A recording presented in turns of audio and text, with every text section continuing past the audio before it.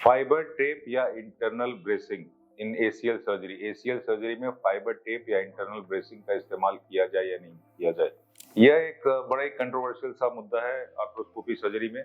और लोगों के दिमाग में जिनको एसीएल सर्जरी होनी है, जिनको बताया गया है, या जो गूगल पे नेट पे सर्च करते हैं, इंटरनल ब्रेसिंग के बारे में पढ़ते हैं, उनके दिमाग में बहुत सारे सवाल होते हैं इंटरनल ब्रेसिंग के बारे में, पर क्लैरिफिकेशन कहीं नहीं होता क्योंकि बहुत ही वेग ओपिनियन कई जगह ज्यादातर जगह दिए गए हैं। सो क्या एसीएल रिकंस्ट्रक्शन सर्जरी में फाइबर टेप इस्तेमाल करना चाहिए? क्या इंटरनल ब्रेसिंग हर एक एसीएल सर्जरी में होनी चाहिए?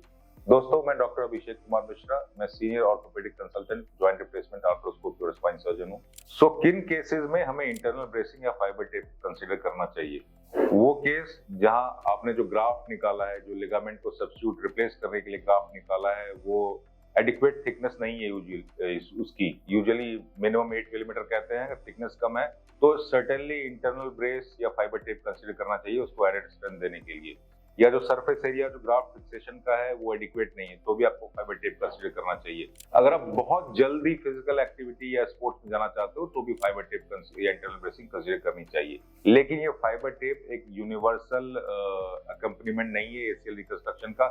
मेरे कहने का मतलब है कि हर एक सर्जिकल केस, हर एक एसीएल रिकंस्ट्रक्शन केस में फाइबर टेप की जरूरत नहीं होती। सो बेसिकली डॉक्टर को पेशेंट के साथ मिलके उसके साथ डिस्कस करके केस टू केस बेसिस पे ये डिसाइड करना चाहिए कि यह उम्मीदवार या कैंडिडेट फाइबर टेप या इंटरनल ब्रेसिंग का है या नहीं। तो दोस्तों, whenever you are planning an ACL reconstruction surgery, अगर आपकी एसीएल रिकंस्ट्रक्शन सर्जरी होने वाली है और आप चाहते हो कि आप उससे बेस्ट रिजल्ट पाओ, ऑप्टिमम रिजल्ट पाओ, तो अपने ऑर्थोपेडिक सर्जन से जरूर सलाह लो, जरूर मशवरा लो इस बारे में कि उसमें फाइबर टेप आपके केस में फाइबर टेप या इंटरनल ब्रेसिंग यूज होना चाहिए या नहीं।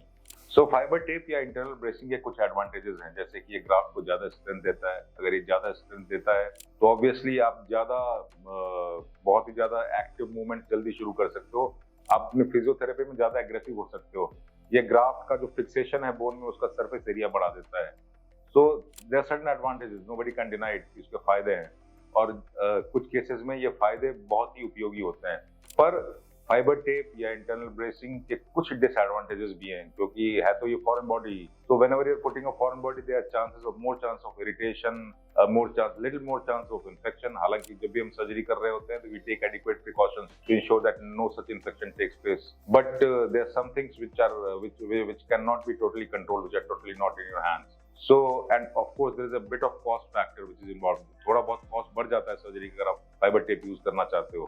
तो अंत में मैं ये कहना चाहूंगा कि अगर आप एसीएल रिकंस्ट्रक्शन सर्जरी कंसीडर कर रहे हो, आपकी एसीएल रिकंस्ट्रक्शन सर्जरी होने वाली है, तो अपने शल्य चिकित्सक या ऑर्थोपेडिक सर्जन, अस्थि रोग विशेषज्ञ जो आपकी सर्जरी करने वाला है, उसके साथ जरूर डिस्कस करो कि आपके पर्टिकुलर केस में, आपके सिनेरियो में आपको अपने एसीएल रिकंस्ट्रक्शन सर्जरी में फाइबर टेप या इंटरनल ब्रेसिंग करानी चाहिए या नहीं। धन्यवाद, शुक्रिया।